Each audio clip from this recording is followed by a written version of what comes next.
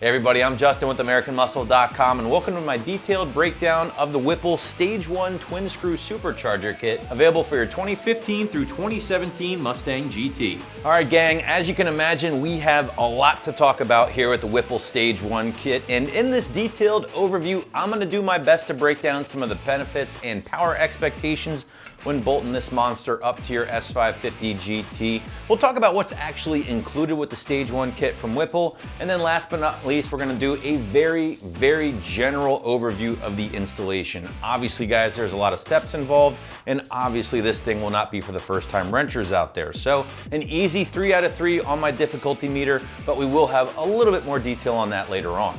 So if you're an S550 GT owner and you want to go with one of the most popular blowers in the aftermarket to help you add horsepower by the hundreds, the Whipple is going to be a solid choice.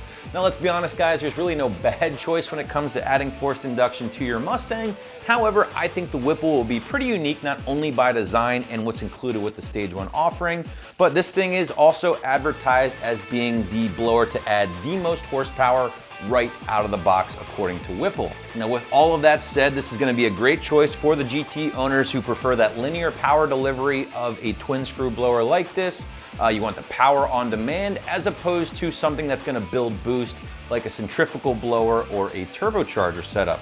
Also guys, this is going to be a great choice for people who don't want to have to modify their front engine cover like those TVS blowers that do require a little bit of grinding to get installed. So with all that said, we got a lot of ground to cover. Let's dive right in. So if you've been toying with the idea of supercharging your S550 GT, you've probably done a little homework on the issue, but if not, here's what you're gonna find when you look into the aftermarket. There's gonna be a couple of big popular options out there. First and foremost, you got your TVS blowers, companies like VMP, Roush, Ford Performance.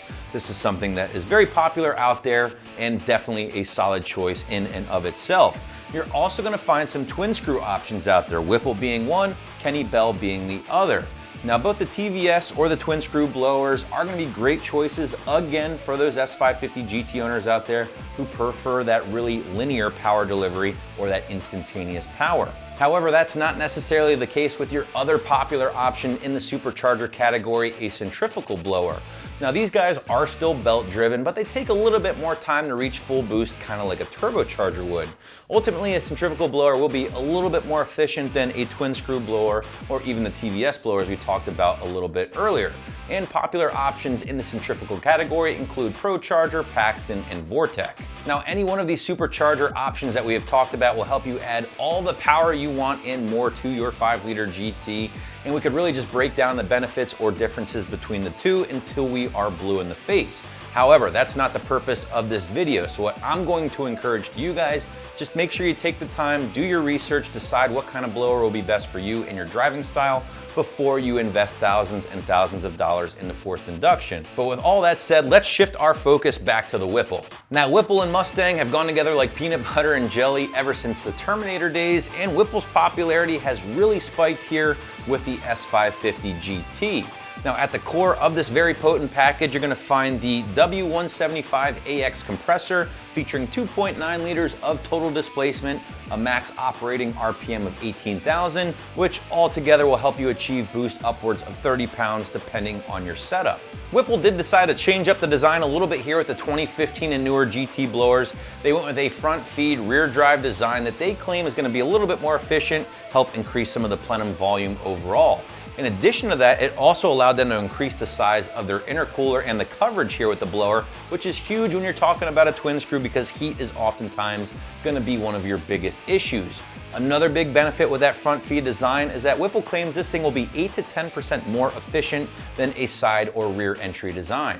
Now, one fact that Whipple is really happy to claim here with their 2015 and newer design is that it features one of the largest intercoolers in the category. In fact, up to 33% larger than those TVS blowers we already talked about. Another cool fact, this thing is bigger, right? 2.9 liters with the Whipple versus 2.3 liters with the TVS blower.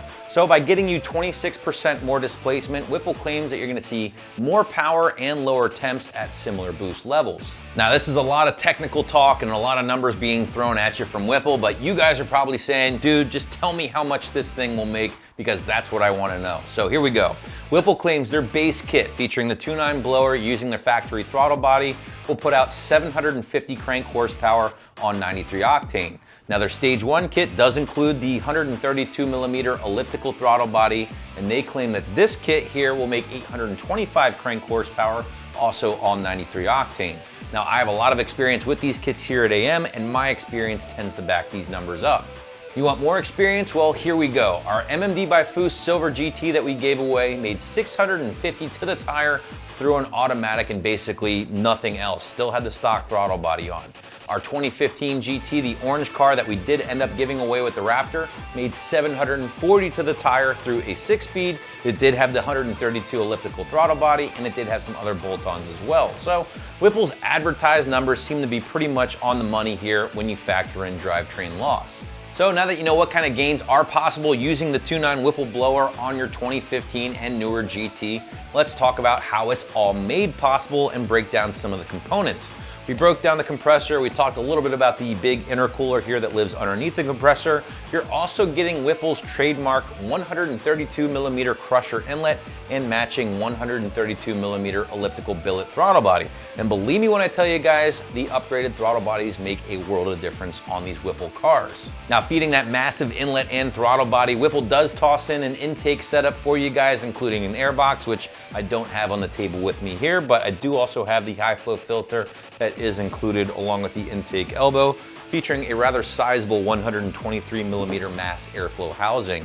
They're also giving you a pump and reservoir that will hold up to 2 gallons of water to feed that category leading intercooler, and Whipple claims that this 2 gallons is more than double the next best option in the category. You can also look forward to receiving your heat exchanger here. No, this is not your intercooler. That lives underneath the compressor housing. The heat exchanger, on the other hand, will live up on the front of the car here and cool some of that fluid down. Now, I do want to point out Whipple doesn't toss in any fans with their Stage 1 kit, but you can always add them if you'd like to. In fact, I'd probably recommend that if you do plan on driving the car hard during the summer months and you live in a warmer climate. As far as your fueling, well, Whipple does toss in a couple of really nice billet fuel rails here and a set of 72-pound injectors, which should be enough for most owners out there. Obviously, you can always upgrade these to a set of ID1000s or something even bigger down the road if you'd like. Now, in addition to that, personally, I might recommend adding a booster pump to your fueling setup just to make sure those rails are getting all the fuel they need, especially if you start to turn things up, which believe me when I tell you, will eventually happen. Whipple does also include a 6-rib belt setup in addition to all the idlers and pulleys, tensioners, all that good stuff. And in my opinion, we've had great experience with this, never really experienced much belt slip, if at all.